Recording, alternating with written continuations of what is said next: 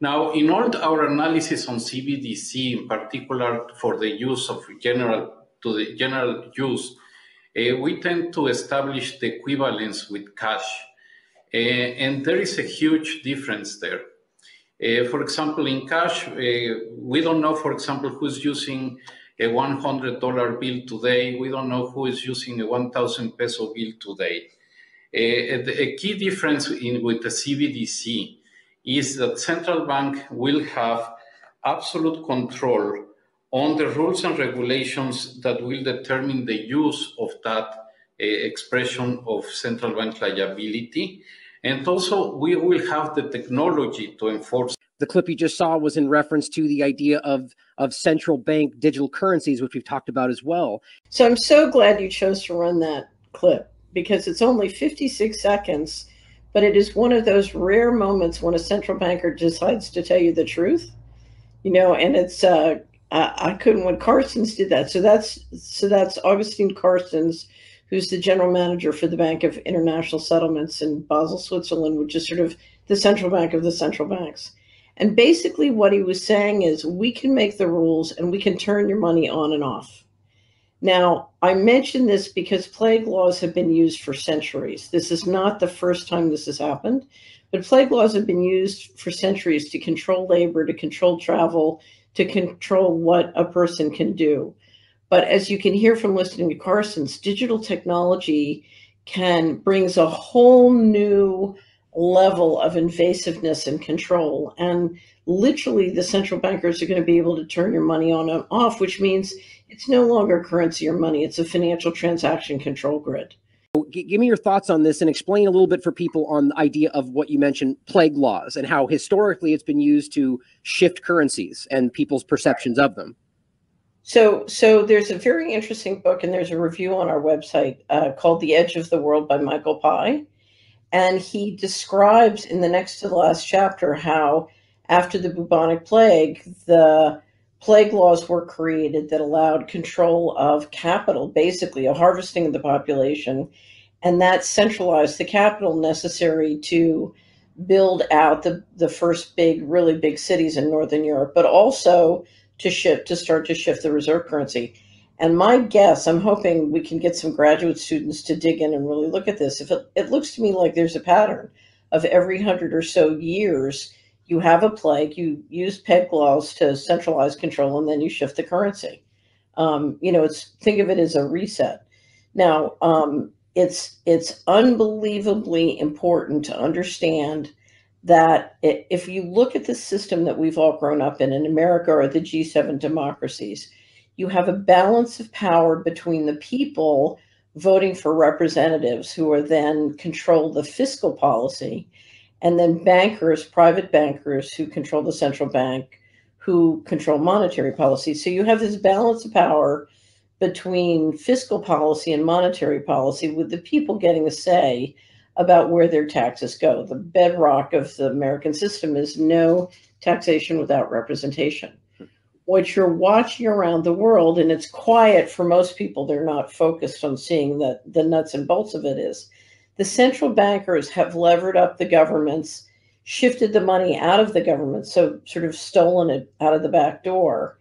And now that the people's representative are in essence deeply dependent financially on the central bankers and sort of the operations that they own privately, you are watching them collapse the fiscal policy control. And so they are increasingly controlling fiscal policy and monetary policy together. That is a coup. That is a change of government. And it's a very significant change in the balance of power between the people and the bankers. And so we're looking at a system which is moving to total central control. We have a group of central bankers who are operating a secret governance system with now most of the money on the planet operating behind secrecy, under control essentially of the central bankers and the people who run the financial system. And now they're trying to basically re-engineer our physical bodies in ways that we don't yet understand. So it's a it's a picture of a group of people pushing very aggressively for a frightening amount of central control. We found it interesting to see Reuters ask the question today, are central bank digital currencies an idea whose time has come? Indeed, though, this is more of an announcement than an actual question to readers. As you can see, many banks around the world have been working on this for some time, from the UK, who has perhaps the best named cryptocurrency with their Britcoin, to the US, who is creating a innovation center within the Federal Reserve to explore a digital dollar, to the ECB, who's working on a digital euro, to China with their digital yuan, to Canada, who this week is talking about the need for a loonie-linked digital currency, to Switzerland, who's already tested one and is ready to launch it in January. Just if you look at the dates, just this week, as Reuters is talking about, is it an idea whose time has come? Tanzania is making plans to launch it. The Bank of Indonesia is ready to launch a digital currency as a way to fight cryptocurrency. Yeah, sure. Jamaica, again, this just today, we're going to launch a central bank digital currency because it's more inclusive. That makes people feel warm and fuzzy, doesn't it? India, not going to use Bitcoin. The Bank of India is working on a central bank digital currency rollout. Japan is also working on one over there. The Bank of Israel is working on a digital shekel. Yeah, and on and on and on. In fact, according to the Reuters article itself, we read that a survey from late 2020, right, last year, 86% of global central banks were already looking into launching their own central bank digital currency. And as of July, 56 central banks were already talking openly, publicly, about these efforts. So there are two questions that I think stem from seeing every central bank in the world launch at the same time a digital currency. One is, who is pulling the strings behind the scenes, evidently in control of every money supply in the world, right? And if you look at the ownership of the central banks, that question is actually easy to answer. The more important one, and the one I want to try and look at tonight, is what is the goal of this? Why is this something that is clearly baked into the agenda for control around the world? And to answer that question, I want to look at Guadalajara, who has just finished launching their own local digital currency. From MexicoNewsDaily.com, we read that Guadalajara has launched a digital currency used for payment of goods and services in the area. A new digital currency can now be used to pay for goods and services and participating businesses in the Guadalajara metro area. It's pegged to the Mexican peso. It's called the Huzi, and it was officially launched about a month ago in mid-October. Citizens can obtain Huzis, which are a blockchain-based digital currency, by downloading a Huzi app on your cell phone and then carrying out certain activities that benefit their communities or the environment.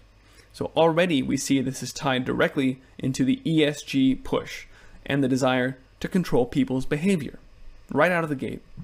Huzis can also be earned through the use of public transport, running and cycling. Riding a bike for 30 minutes, for example, earns a Huzi app 10 Huzis. People get 50 Huzis if they sign up a friend to the app, and 100 if they sign up a business. So, just to pause briefly, we see that this Huzi, this digital currency, is actively trying to shape people's behavior by literally giving them money to do certain things. If you ride the bus, we're going to give you free pesos. If you go running, we're going to give you money. This is not just behavior modification for the entire population, but it's also a form of universal basic income, all rolled into this rollout. Continuing, quote, when people use the digital currency to make purchases, 4% of the value of the transaction is returned to you in Huzis. Oh, here's a discount for using the digital currency, right? Again, free money to use this new system instead of those pesos. And don't use cash anymore. No, we're not even going to outlaw it yet. We're just going to give you free money for using it. The whole project cost under $60,000 to develop, which tells you how easy this is for them to launch. About 1,800 people downloaded this Huzi app, and more than 100 businesses have already signed on as providers to be using this, because even they get 500 pesos, Huzis, just for being for accepting this new digital currency. So we're gonna bribe you to use it. We're gonna bribe the businesses to take it. Eventually, if it's a central bank, you just outlaw all other cryptocurrencies and you do away with cash. Eventually, they will be more heavy-handed about this. But for this initial rollout, it's just we're gonna sort of bribe you to do this. Here is the homepage of this project, Whozy.io.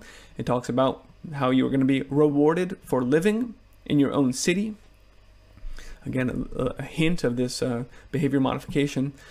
Every time you buy at a registered shop, you'll immediately receive 15% of your total purchase in Whozies. So the more you use this digital currency, the more free money you get. Again, it's a bribe. They're bribing people to use this system that is ultimately a form of enslavement. And let me just point out, you don't even need a social credit score if your central bank is forcing you to use a digital currency, which is going to modify your behavior for you, and furthermore, which can just be turned off with the flick of a switch. Never mind cash. That was yesteryear. That's gone now. And here from Whozy.io, they even mentioned that we're going to start measuring the social impact of your business, letting you know that they're collecting data on your activities, and they're going to tell you if you're exceeding your bounds. So what does that look like when you scale up to a central bank digital currency? The central bank digital currencies are the perfect medium to control every aspect of your life. Don't take my word for it. It doesn't just stop at this carbon credit card. You can see other digital currencies like Sweatcoin, which tries to encourage you to exercise, or SoberCoin, which rewards you for being sober, or Clinicoin, which calls itself an open source wellness platform, rewarding users with crypto for engaging in healthy activities, like the Whozy, right? When you ride the bus or go running. Here's a little bit more on the Clinicoin, talking about the first baby to be born on the blockchain. Quote, logging this information on the blockchain enables healthcare providers to incentivize, control your behavior, to incentivize healthy, proactive pregnancy behaviors. For instance, if a patient shows up for all of your prenatal appointments, maybe you receive a digital asset representing an umbrella, which you can then go redeem for an actual umbrella at a shop. Incentivizing healthcare at this special part of a woman's life gets her through the door, generates data, again, there's the key, and presents that data back to the woman, empowering her to make better decisions around her health and her baby's health. It also empowers your insurance company to raise your premiums if you don't behave correctly. Or, for example, if you purchase unhealthy food, your premiums can go up.